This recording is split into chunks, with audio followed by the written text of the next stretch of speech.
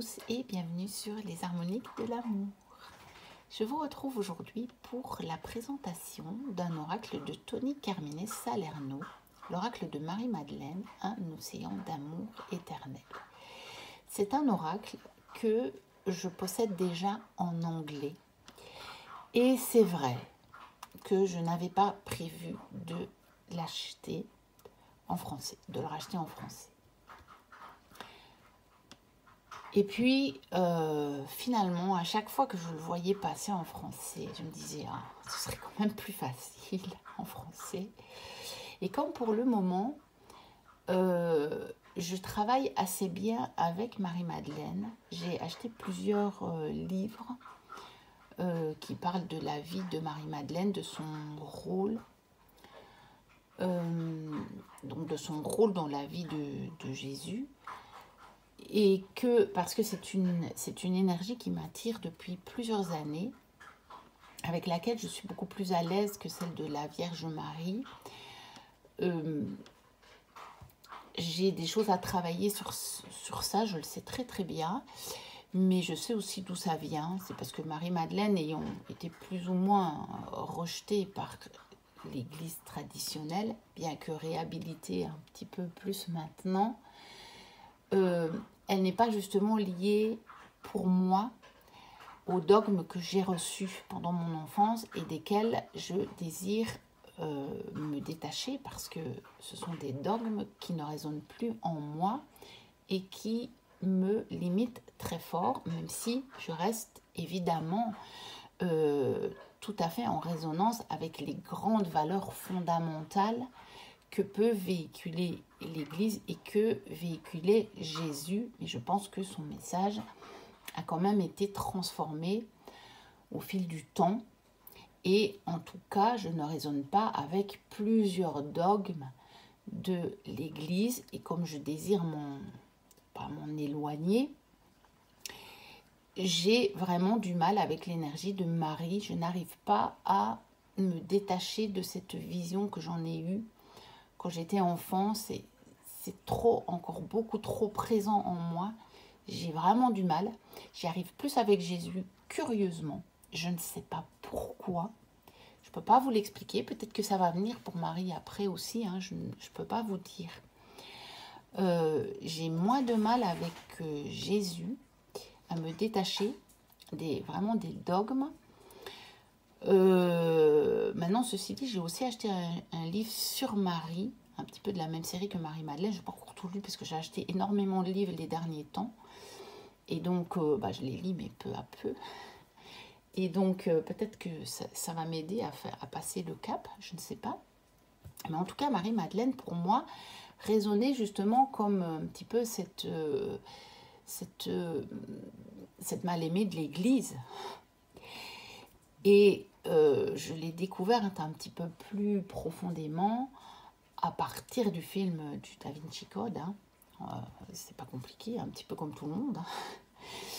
Et ça m'avait passionné le sujet à l'époque. J'avais même acheté des livres annexes. Donc j'ai lu le roman, mais j'ai acheté des livres annexes qui analysaient. Et donc j'ai appris pas mal de choses.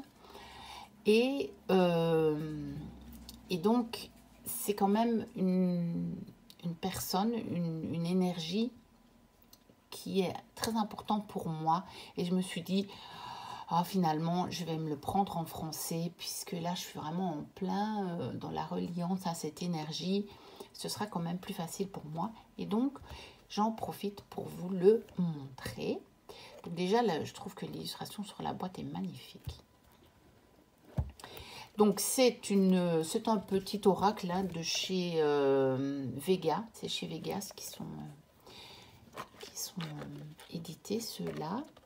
Donc, c'est des oracles pour lesquels il n'y a même pas de pochon parce que les boîtes sont plus petites et donc les cartes tiennent bien dedans. Donc, comme vous voyez, voilà, on peut les remettre dedans, j'allais dire facilement. Oui, mais voilà, elles tiennent bien dedans, elles ne bougent pas trop, donc ils ne mettent pas de pochon. Donc, on a le petit livret et c'est vraiment essentiellement pour ça que je l'ai acheté, bien entendu. Donc voilà, il avait été traduit en 2021, lui. Il date de 2014. Moi, je dois avoir acheté l'autre en 2020, je crois, version anglaise. Je sais que quand je l'ai acheté, il n'existait pas encore en français. Il est sorti assez rapidement après. Et je me suis dit, ah mince, si j'avais su qu'il allait sortir en français, j'aurais attendu un peu. Mais voilà, je ne le savais pas. Donc voici l'arrière de la boîte. Depuis la nuit des temps, Marie-Madeleine incarne la compassion infinie, la force et l'autorité dans la douceur. Cette sagesse est plus que jamais d'actualité. Et c'est vraiment cette énergie dont j'ai besoin, en fait. C'est celle qui me correspond. L'énergie de Marie-Madeleine est une énergie qui me correspond. Je me sens reliée à cette énergie et donc, voilà. C'était pour ça que cet oracle, finalement, m'attendait. Donc, on a le sommaire, on a des réflexions sur Marie-Madeleine. Ça, je me réjouis de le relire en français parce que j'avais lu en anglais, mais bon, voilà, je ne suis pas vraiment bilingue. Donc, voilà. Comment utiliser les cartes, donc par Denise Jarvie. Alors, l'avenir, tirage à une carte, tirage à 4 cartes, tirage de l'étoile des 5 éléments, tirage du chakra arc-en-ciel qui est souvent dans les oracles de Tony. Et puis on a le message des cartes, la carte en petit, en noir et blanc, donc ce ne sont pas les plus beaux livres du monde. Hein. Et puis après vous avez le texte, mais j'aime bien les textes. C'est quelque chose qui me parle et donc... voilà, je suis contente de l'avoir. En plus, j'aime beaucoup l'art de Tony Carmine Salerno. Et donc après, on a à propos de l'artiste et de l'auteur. Oui, puis on a tous ces autres jeux. Il en a fait énormément. Donc voici le dos que j'aime beaucoup, je dois avouer. Alors, les tranches sont dorées. Et bon, on sait bien que c'est le genre de tranche qui s'abîme. C'est pas très grave. Et donc, voici les illustrations. Étreinte éternelle, Marie-Madeleine. Elle est magnifique. J'aime beaucoup. Le véritable vous. Réalité mythique. Cœur et esprit. Sérendipité. Dieu, donc la source. Hein. Perception.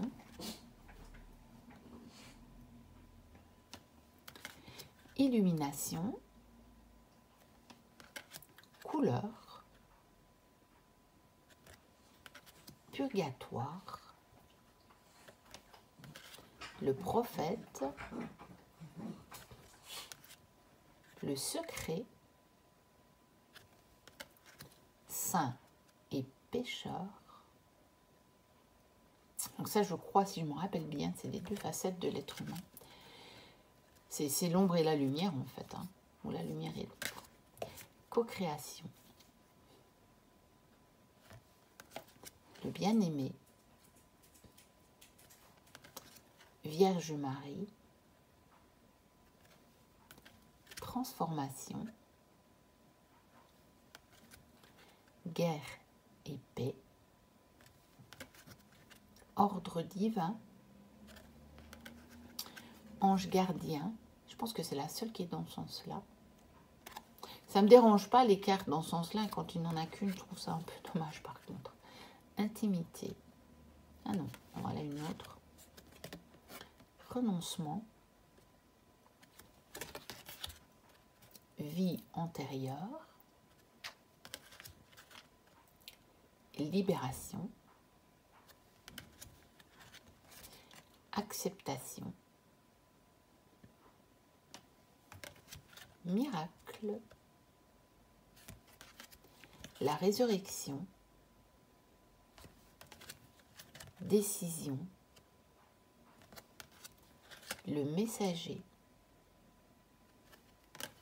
Amour.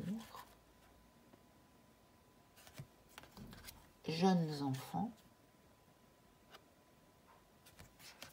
Famille. la matrice, le jugement, Gaïa, révélation, confusion, crucifixion, Christ universel, les amoureux, sexualité sacrée, ascension, Sophia et gratitude. Alors, on va peut-être en prendre une et on va voir, comme les messages sont relativement courts, allez voir, je n'aime pas de battre les cartes avec le pied de ma caméra. Dans le chemin, vous le savez, en tout cas certains le savent, si je le dis toujours, c'est pour ça que maintenant, pour la guidance, je tire les cartes hors caméra, parce que c'était vraiment compliqué pour moi. Et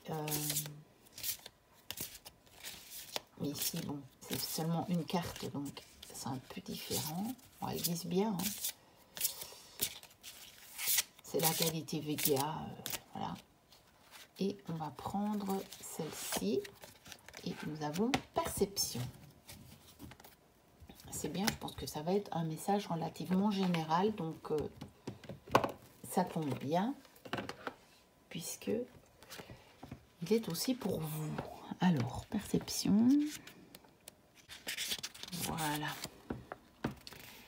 Donc, prenez garde. Une personne qui vous séduit a tendance à se servir des autres pour combler son propre vide. Dans une certaine mesure, cela est vrai de la plupart des relations. Mais dans ce cas particulier, le vide à combler est insatiable. Rien de ce que vous direz ou ferez ne sera jamais suffisant. Alors faites attention. Ne vous laissez pas aspirer dans les problèmes de l'autre. Tout n'est pas ce qu'il paraît. Soyez à l'écoute de votre intuition et faites confiance à vos instincts naturels. En dépit des problèmes qu'elle vous apportera, vous tirez une leçon précieuse de cette relation, car elle vous amènera à réaliser que nous sommes tous responsables de notre propre bien-être. Prendre la charge émotionnelle de quelqu'un d'autre n'est bénéfique à personne. Gardez donc la bonne distance émotionnelle et faites appel à votre sixième sens. Et donc, eh bien, ça vous met peut-être en garde, soit sur une relation particulière, pour laquelle vous vous sentez peut-être obligé de continuer à donner beaucoup d'énergie alors que vous ne recevez pas la même chose en retour. Ou alors, ça peut être d'une manière plus générale, dans toutes vos relations, de peut-être reprendre votre responsabilité en vous disant, est-ce que j'ai tendance à directement toujours vouloir faire pour l'autre avant de penser à moi, ce qui peut parfois être possible, mais pas quand c'est à votre détriment. Quand c'est qu'au final, vous vous sentez plus mal parce que vous avez donné par exemple tout votre temps à l'autre et que vous n'avez pas eu du temps pour vous, eh bien c'est pas une bonne chose. Et donc c'est certainement une mise en garde par rapport à ça. Maintenant, c'est les oracles de Tony. Moi je les travaille, ça dépend. Parfois je les travaille avec le livret, parfois je les travaille sans les livrets. Parce que si vous enlevez ça et ce qu'on vient de lire, ça peut vous parler justement de ce dont il parle juste à la fin, de votre sixième sens, donc du troisième œil, de l'intuition, de vos ressentis, etc. Mais d'une manière beaucoup plus générale. Et donc moi, j'ai aucun mal à utiliser les jeux comme ça maintenant. Avant, ça m'arrêtait. Je me disais... Non, mais je ne peux pas, parce que dans le livret, c'est pas écrit, ça parle de relations, donc fatalement, ça doit parler de relations. Sauf que dans certains tirages, ça ne voulait rien dire. Parce que dans ma question, il y avait 0 relation en jeu. En étant même le plus honnête avec moi-même, et donc au départ, je disais, mais je comprends rien. Et puis, petit à petit, en fait, en utilisant justement des jeux, par exemple, où il n'y avait pas de livret, vous voyez, ou des jeux où il n'y avait que des mots-clés, comme, voilà, comme perception. Et si même dans le livret, c'est développé, ça va être intuition, ressenti, pouvoir personnel, troisième œil, ce genre de choses-là. Là, tout s'éclairait subitement dans mon tirage. Et donc maintenant, si j'ai cette carte-là et que dans mon tirage, elle me parle suffisamment sans que j'ai besoin du livret, je ne vais même pas voir. Donc je ne saurais même pas que ça a parlé de la relation. Vous voyez? Par contre, si dans mon tirage, je reste sur ma faim, que je ne sais plus, que je me dis, ouais, mais ok, mais c'est un peu, bon, c'est un petit peu comme quand vous posez une question à quelqu'un, quelque chose qui vous tient à cœur et que ça répond juste oui ou juste non, mais que vous n'avez pas d'explication et que vous aviez besoin d'explication. Eh bien, alors je vais prendre le livret et généralement il me parle, il me complète ce dont j'avais besoin. Donc voilà pour l'oracle de Marie-Madeleine, donc de Tony Carmine Salerno aux éditions Vega. N'hésitez pas à liker, à me dire ce que vous en avez pensé. Je pense que c'est un oracle qui ne plaît pas à tout le monde. Mais voilà, bah, c'est comme je dis, heureusement, il en faut pour tous les goûts. Hein.